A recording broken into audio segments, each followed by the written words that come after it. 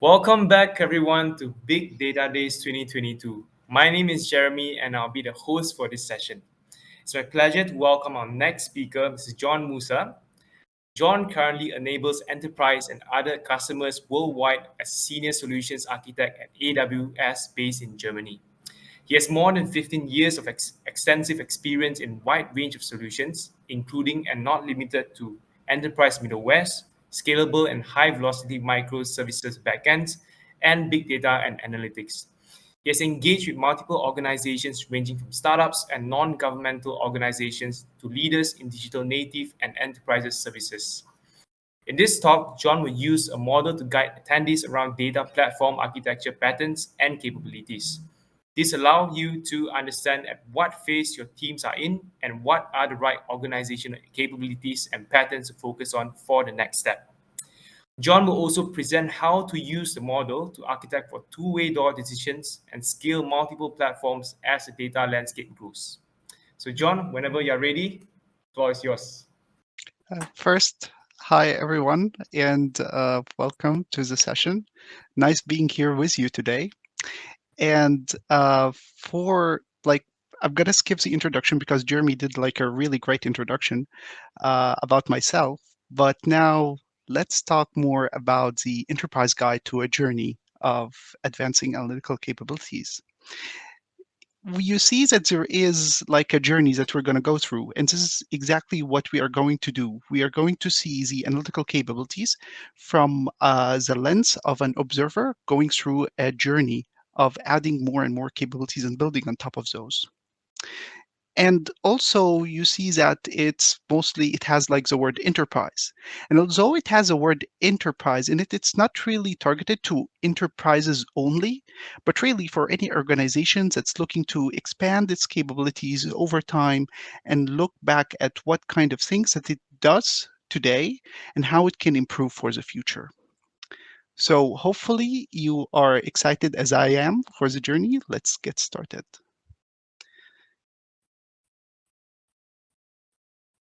So the first part of before we go into the journey, we need to look at the landscape of goals and incentives that our organization can have. And what we have to recognize here is that the goals are actually diverse for a given enterprise, especially when it's going through a transformation journey. We're not going to dive deep in every one of those goals, but for example, if we look at the technology office, while they would be interested into agility and productivity and moving things forward faster and providing new digital experiences to our John, customers. John, I'm sorry to interrupt. Just checking, are you sharing your screen already? Because we still can't Oh, see anything. Yeah. let me try then again Yeah. to share my screen and do that.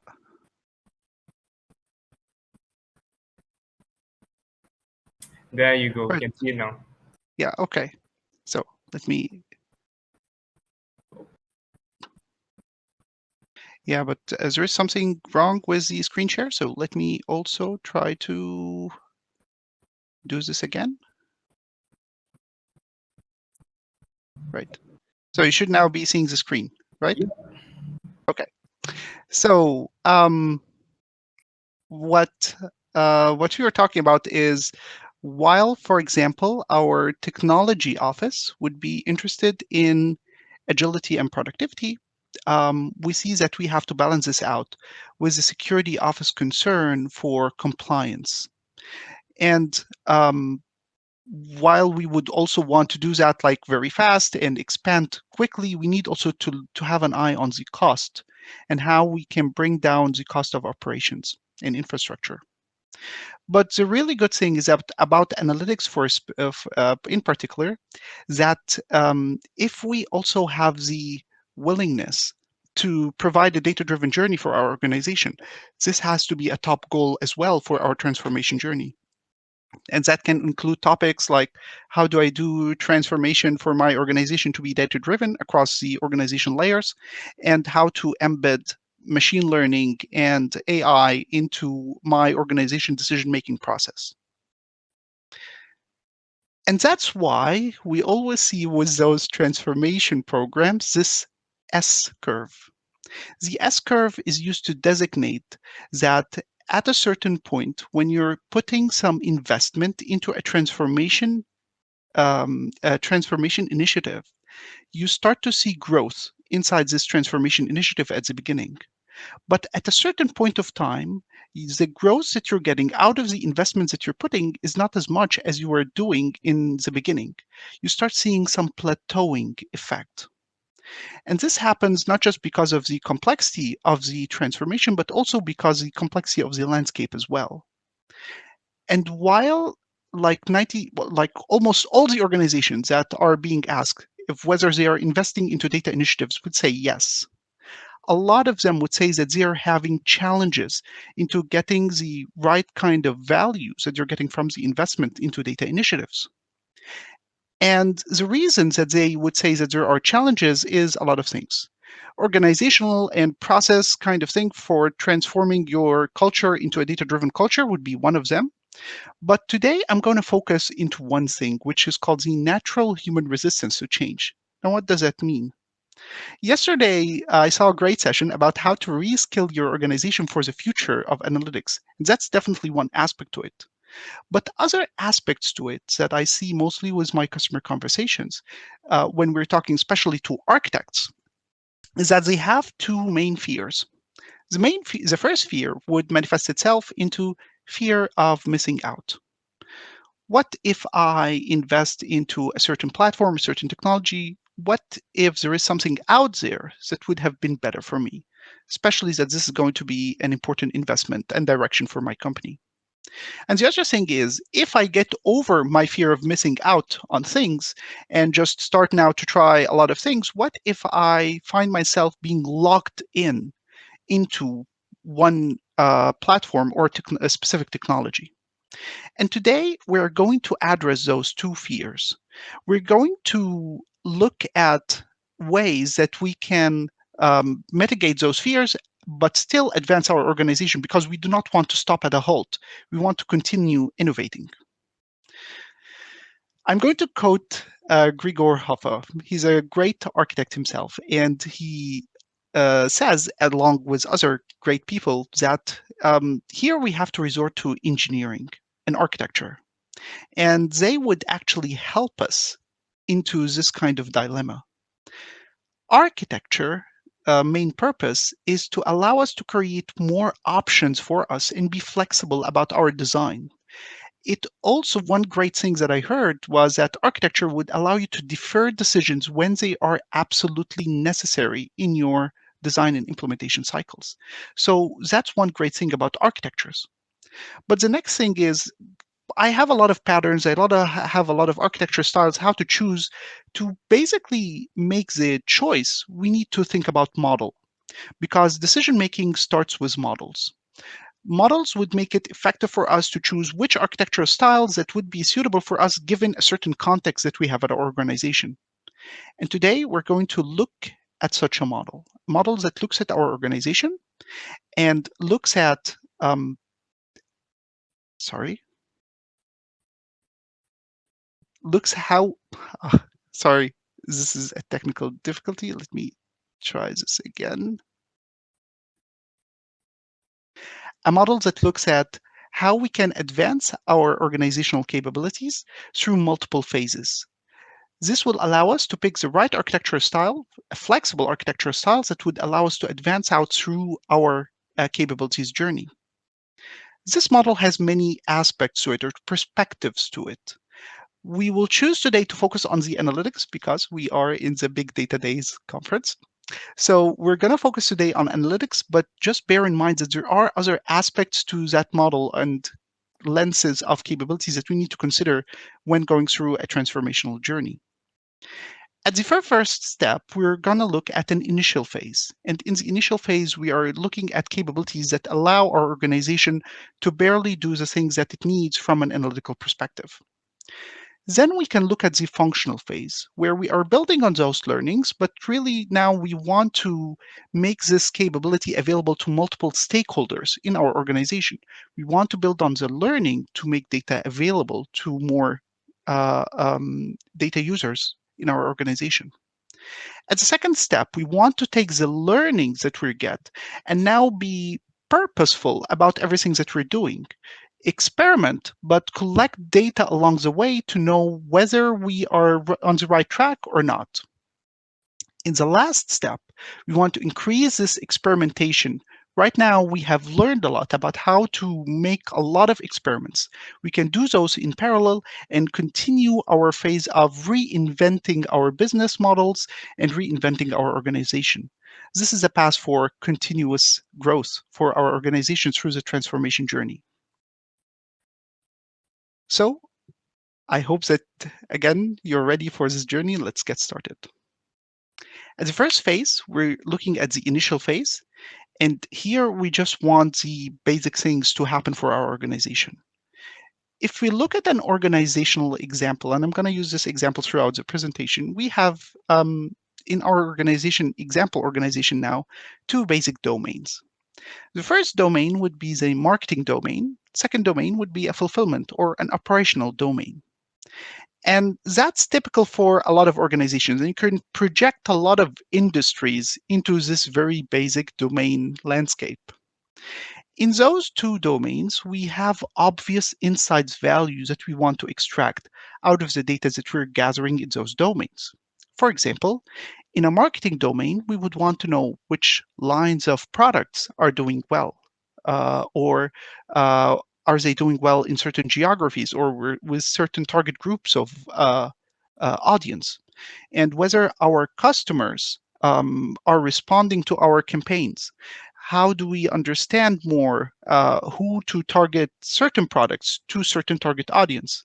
All these kind of things would be direct insights that the marketing domain people would want to know about. In an operations or fulfillment domain, we would have also some obvious questions that we would want to answer. Like, for example, how do I optimize my fulfillment process or operations process so I can bring the cost down of operation? Maybe that can help me increase my margins or bring the uh, cost pricing point down for my organization.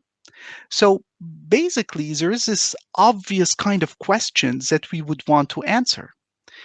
And in this phase, you might think that because the data landscape and the data sources for the two domains are different from each other, that you will be building data silos. And that's okay for the current phase and the current ambitions of our organization to just answer those obvious answers. It's not bad to have those current silos at this beginning of our journey. In fact, it would enable us to make those sources separate and understand them better and understand how can we take data out of them. But let's look at a small example of a data source.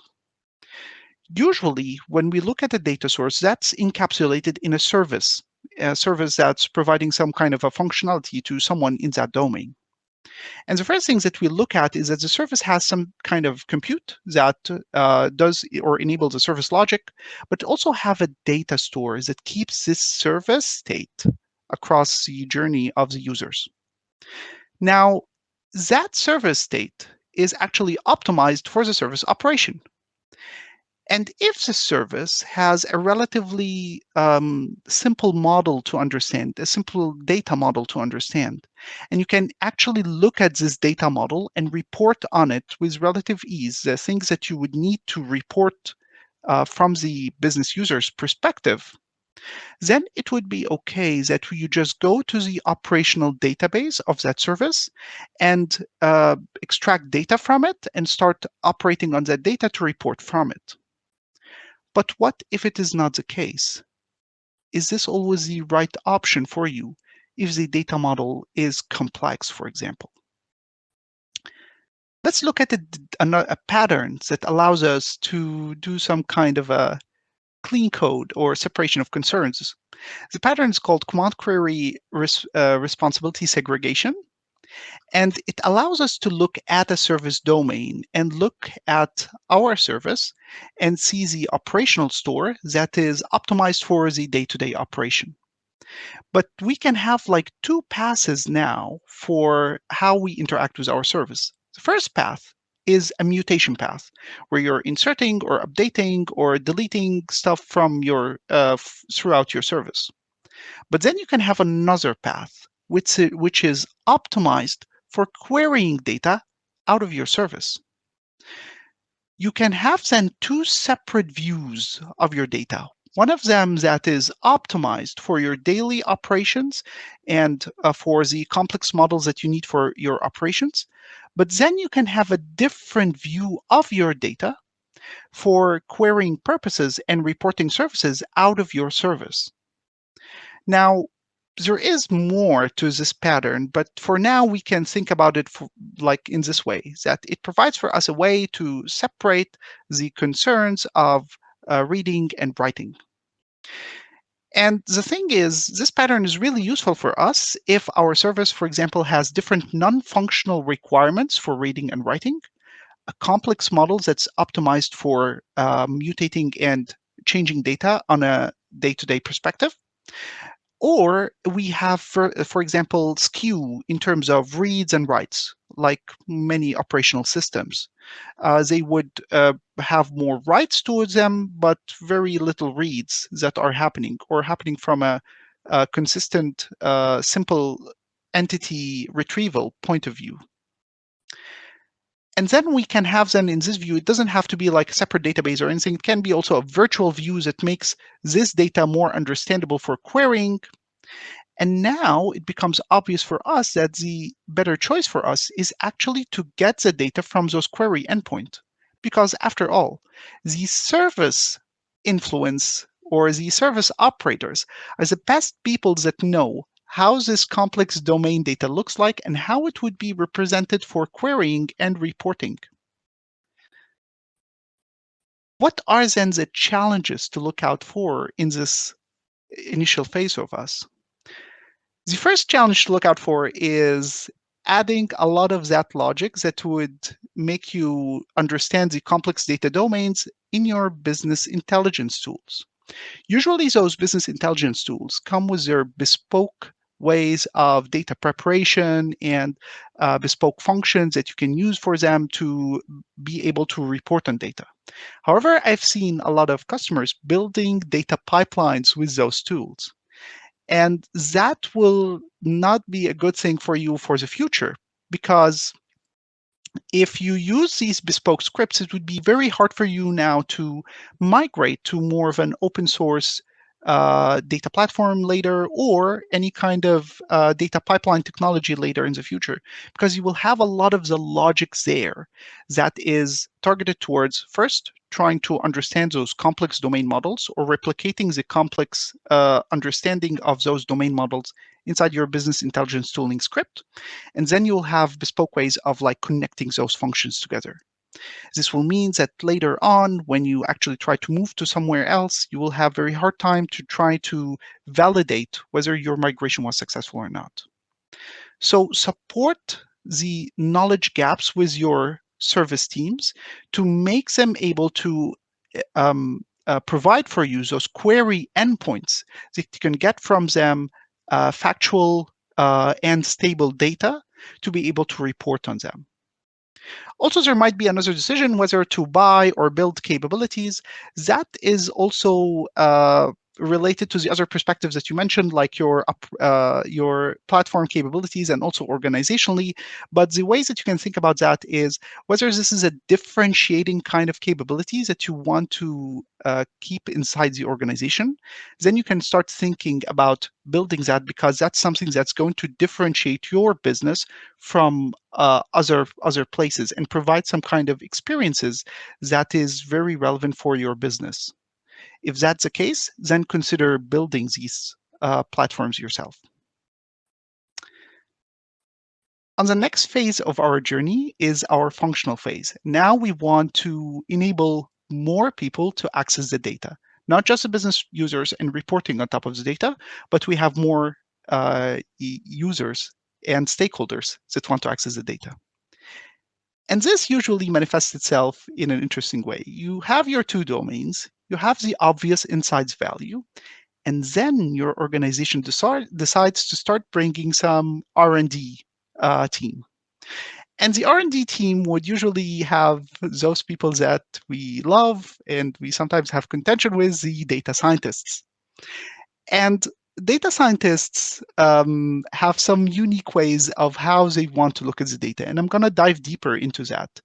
But usually now we have different people that want to access the data that we have been building in our domains and the data pipelines that we have been building in our domains. And for that, there is actually a pattern that we can consider, which is building a modern data strategy. A modern data layout starts with us extracting the data from those source systems, and we're going to put them into a container. This container is going to be our staging layer. This staging layer is going to be the factual source data that we are getting. It's time-stamped, so it is stable data. It also has versions. So again, it improves the stability and the immutability of the data at this stage. And because we're going to collect data from multiple sources into this staging area, it has to also be cost effective for us. Then we move the data to an integrated layer. The integrated layer is our trustworthy layer, which we are going to build a model that allows us to relate the data together. It's also going to be clean and uh, prepared uh, data layer for us, where we are going to standardize things like time, money, precision for numeric values, all these kind of things. This is an integral part of how we are going to look at our data platform because we are going to use it as an abstraction layer and we're going to use it also as a vehicle for innovation. So it's very important that we have this layer of integration of data. But as you can see, this layer is built from the staging layer. So this means that because this layer is reproducible, we can have multiple views in this layer that integrates the data together. It doesn't have to have just one copy of the data. It can have multiple copies as long as they are integrated together and reproducible from the staging layer. On the final step, we're going to look at a consumable layer. In the consumable layer, we're going to build application-specific format data products with the granularity that's needed by the data stakeholders. So we're going to look at the different stakeholders that are going to want to access the data, and we're going to build for them purpose-built data products that allows them to access this layer efficiently.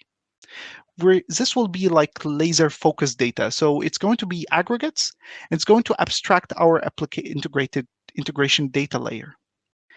This means also that if we have multiple stakeholders that would have needs for different kind of tooling or want to try out something different, they can do that with ease in the consumable layer without having to worry about changing something major with your architecture. But it also puts a stress on why the integrated layer has to be in an open and interoperable format. And I usually have a term for that. We're going to dive deeper into that term when we see this modern data strategy in action. And we're going to see how we can put this data in this open interoperable format. But first, let's talk about our stakeholders that are now presenting themselves. We're going to start with the interesting stakeholder for me, which is the data scientist that brought for us all this change in the first place. And data scientists have some interesting requirements and different query patterns when they are accessing the data. First, they want, or the way that they look at the world is that they want to build predictions or estimations out of the data that you have. So and actually for them to do that in a really good way, they need two things. First, they want to see a history of data so that they can see persistent patterns that are happening in the data. But they also do not want to see the data from a narrow context. They want to see this integrated context or the broad context of data.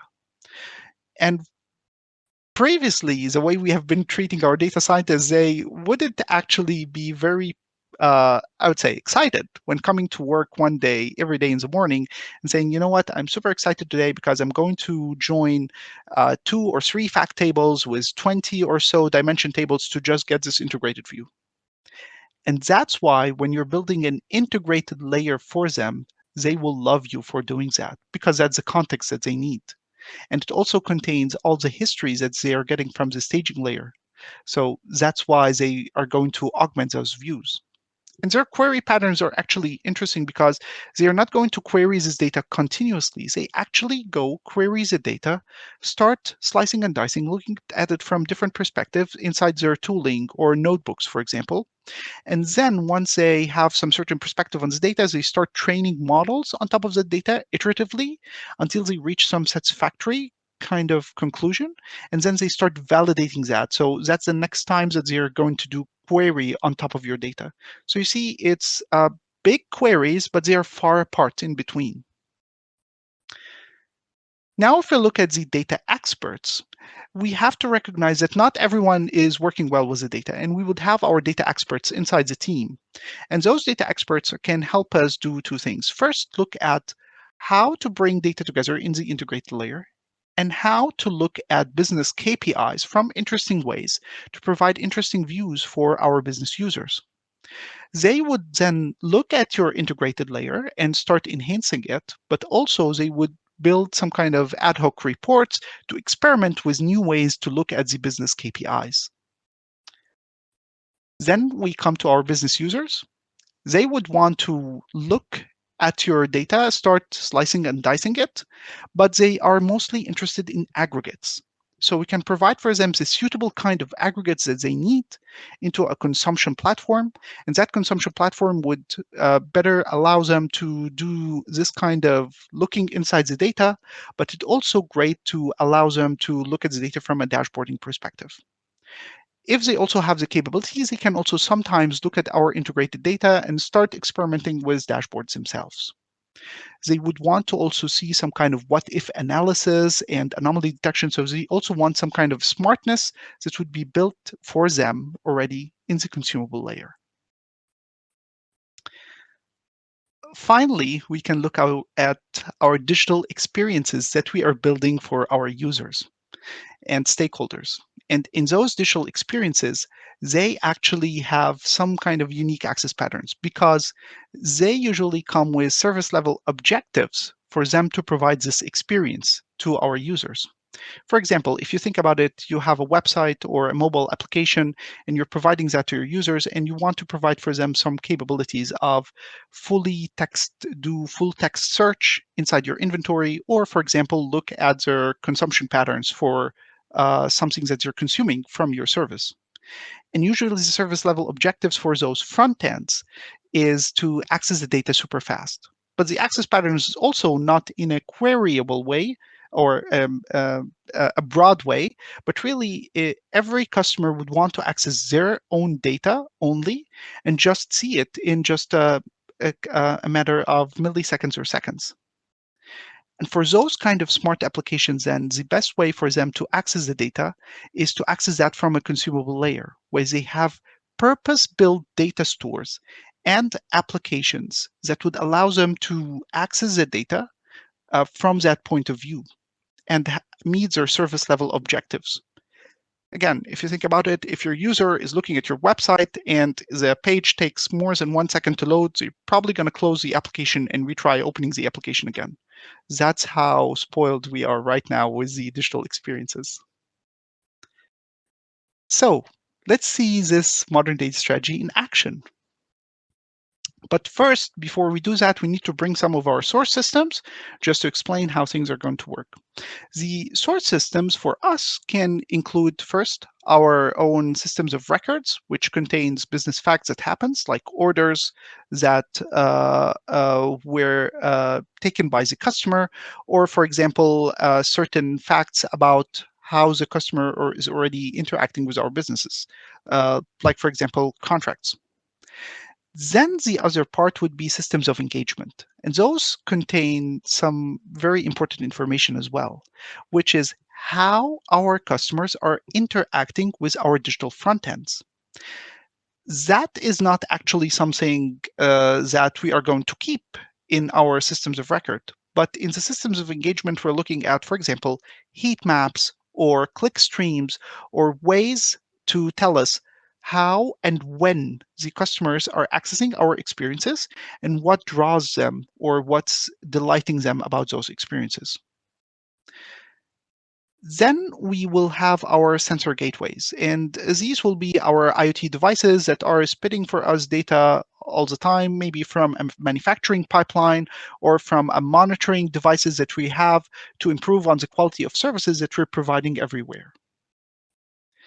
Finally, we are going to look at external data, data that is important for our domain. For example, in a marketing domain, social media data would be important. And they would be important for us, not from a broad perspective, but a tweet from your customer that contains, for example, a sentiment about one of your products or a similar product in a similar line of business that you're working on is very important for your business. So that's why it's important for us to also look at the external data that we are bringing in. And the way we can look at that then in some more technical architecture is if we look at our different layers, we first start by moving the data to our platform. And we can do that in two ways. We can do that in batch processing, like for example, here I'm providing an example of using database migration service from AWS to move data from the source systems. It helps you move data from various data stores, moving that into batch ways or even in change data capture patterns to various other data sources. But we can also choose to move the data in a streaming way, like for example from IoT devices. And for that, there are multiple services, but for example, right now, I'm choosing Amazon Kinesis, which allows you to do very simple serverless streaming data inside your AWS platform. And then we are going to put the data inside a service, as we mentioned, that would enable us to do a lot of things. We first want the service to be durable because it's going to store our factual data. We want it to be secure, and we also want it to be scalable because we are going to power a lot of consumption patterns out of that service. Most importantly, we want it to be price effective.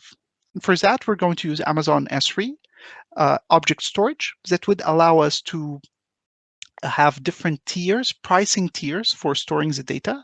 It can also allow us to archive the data once we already move the data from the staging layer to a different layers, and then keep that for compliance reasons or maybe for later retrieving the data to get more information out of that. It's also scalable because we're going to bring a lot of volumes of data inside this layer. So a storage layer like S3 enables you to bring almost infinite amounts of data. Then we're going to use data processing services to actually process the data. And we have here some examples. Like for example, if you want to use some kind of big data processing, but you want to use it in a serverless way, you can use AWS Glue for serverless Spark environments. If you're more comfortable with using SQL to transform your data and use ELT patterns, you can use Amazon Athena to look at your big data and start querying it with SQL directly. If you would want then to make more information available out of unstructured data, like for example, images or things like, let's talk about an example experience that you can provide your customer is, for example, if you want them to take a photo and then start searching your inventory based on that photo. This photo will contain more information about your customers and what you have collected about your customer in the past 10 years, for example, because it's not just volume of data that the image is big. It's actually also a lot of context. Like, for example, whether this photo contains a product of mine or a product of another competitor. What is the price point that the customer is looking at? When is the customer doing these kind of searches? Which allows you to get a lot of understanding and personalized digital experiences for your customer in the future. So for that, you can use Amazon SageMaker to look at those images and start getting more information out of those images in a structured way that would enable them to query them later on. You can also use AWS AI services to extract also some information if you don't have the experience or expertise to go into the machine learning journey. Then we're going to move the data into this open interoperable formats that we mentioned. And for here, we can use a lot of those open data formats for big data, like, for example, Parquet, Avro, or ORC. We can also use some formats that would allow us to do some kind of changing over data over time, like Hoodie or Iceberg. But the main important thing here is that we can move the data to this storage without having to have a compute to babysit that storage or to allow us exclusive access to that storage. The data is there and it's always accessible, and it doesn't have to have a cluster that's available around just to make the data accessible. Then we can build purpose-built consumption solutions to actually enable those access patterns for our consumers. And we're going to talk about those when we're talking about how we're going to power those experiences for different stakeholders. Finally, we cannot talk about data without security and compliance. And we have magnitude of services that can allow us to do that, from authentication and authorization, but we also want to build some semantic understanding on top of the data. And for that, I'm going to just choose two example services. The first would be AWS Glue Data Catalog that works as a technical data catalog on top of the data that you're storing in your platform that allows for data discoverability, and also AWS Lake Formation. It allows you to make semantical access patterns on top of the data governed across multiple data sources and across multiple services. You don't have to configure that in every service by itself. So if we look at our data scientists and data experts, they start accessing, as we mentioned, from the prepared layer. And then they can use Amazon Athena, as we mentioned, our interactive query service, in a serverless way, because their access pattern is more of an ad hoc. They would want now to check the data, check parts of the data, or maybe check all the data, but they're not doing that consistently or continuously. So it doesn't make sense to have some kind of cluster available around just to do that for them. Then they can choose to consume the data from this point through their favorite tooling. For example, data experts can slice and dice into the data directly, but data scientists can choose their favorite machine learning tooling to actually start building and training their models out of the data. Amazon SageMaker and SageMaker Studio can provide them this kind of managed notebook environments, but they can also choose any other tooling as well. And here you can see the power of decoupling the integrated layer from the consumption solutions. Then you can have Amazon QuickSight as a way to actually look at business intelligence for serverless ways of building dashboards. If we look at our business users, again, they would start from the integrated layer, but here we have our Amazon Redshift to build this kind of experience of consistent delivery of reports, but also allow our business users to slice and dice into the data and build kind of what if analysis. So to provide this consistent experience for them, we can use Amazon Redshift, our modern data cloud warehouse, to power this experience. Finally, if we look at our smart applications or digital experiences that we are building for our customers, we can again take the data from the integrated layer, but then put it into purpose-built data stores that would power specific experiences for us. Like, for example, for providing a full text search, you can use Amazon Open Search service. If you have more of a connected data kind of thing and you want to traverse data models that is presented into networks, you can use Amazon Neptune for that as a graph database. But if you also want to provide this single digit millisecond response kind of experiences, you can use Amazon DynamoDB for those experiences. And you can aggregate data as much as needed for the digital front ends and provide bespoke experiences for your customers. This way, your customers are going to just get the data that they need at the time and then start consuming the data. Here, I'm providing an example of consuming the data as from microservices perspective through AWS Lambda, but you can choose any other compute form, and then providing the data as APIs to your smart applications. Now, what are the challenges to look out for? Here, you see that this is a persona-driven kind of journey. So make sure that your personas are involved when you're building those solutions. And you're not like looking at a platform or a solution that's going to serve everyone. Because if you're going to do that, you're going to either make the IT team own your data. That's not a perfect thing because that's not going to provide for you a long term ownership over the data.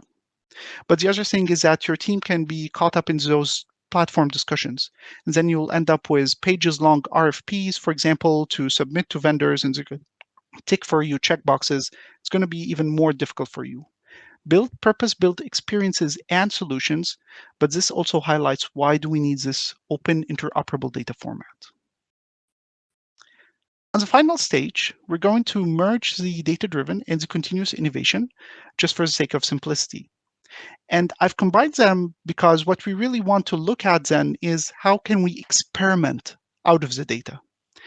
And for experimentation, we want to allow, again, let's look at our example business. We have the two domains. We have the obvious insights value, but now we have something different. I've brought them together because there is a differentiating value that can happen in data integration.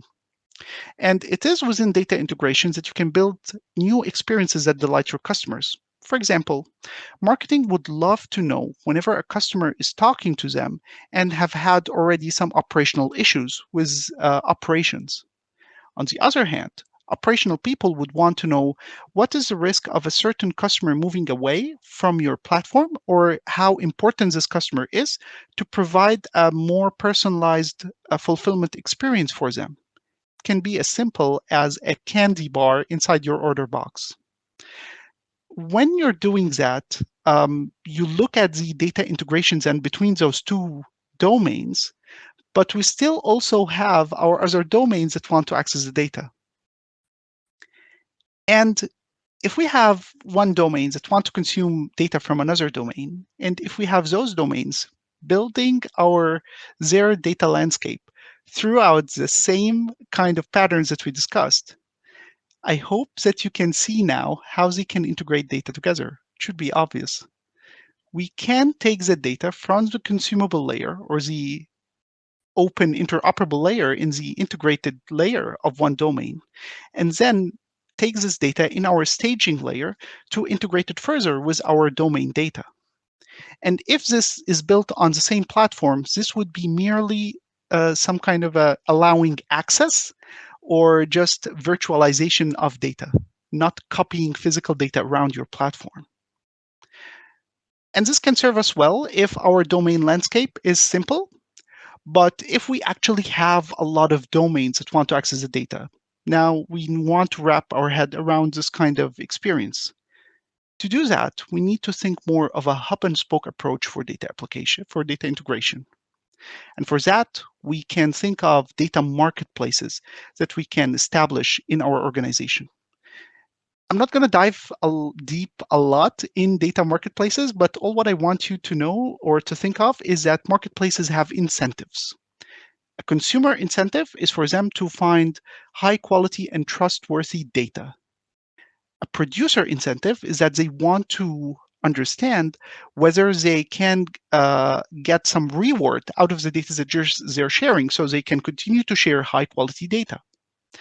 To do that, we can gamify the experience for them and allow them to see how many consumers are consuming the data from their domain, but you can also take it a step further and provide them some indicators on how they're improving the key performance indicators of consuming domains.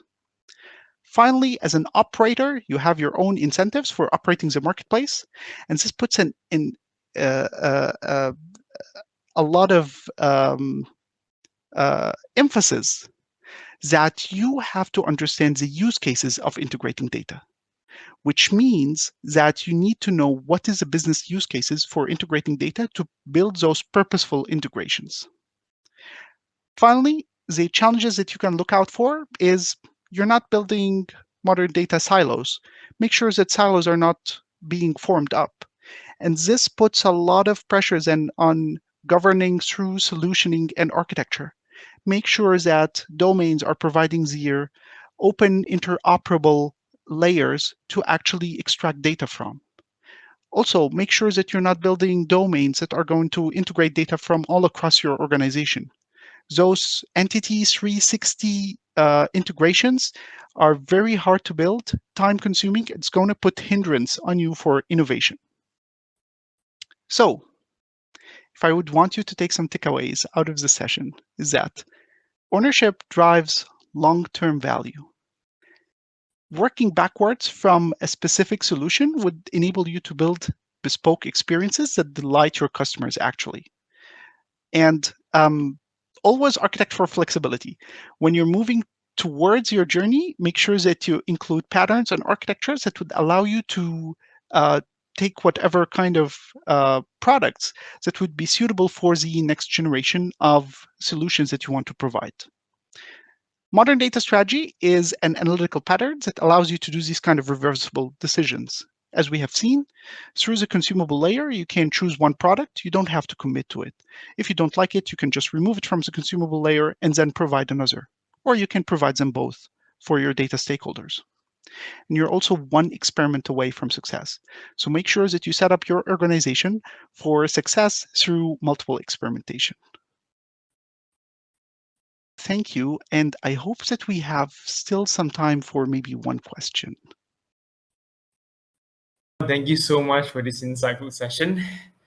But unfortunately, John, we do not have the time for Q&A anymore because we will need to prepare for the next session.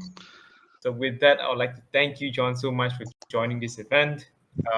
Yeah, but in case any of you have any questions for John, feel free to reach out to John via LinkedIn or via Twitter as well. Yeah, thank you Sure. so much, John. So, yeah, for the rest of the participants, just to share, we do have two upcoming sessions that will be running concurrently. Let me share my screen.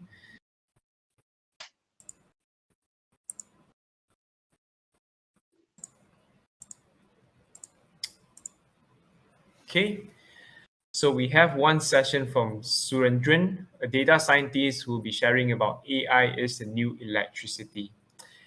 And the second session that will be running at the same time will be from Adrian, who's a data scientist as well. He'll be conducting a workshop titled Building Impactful Data Visualizations to Convince Stakeholders and Drive Change.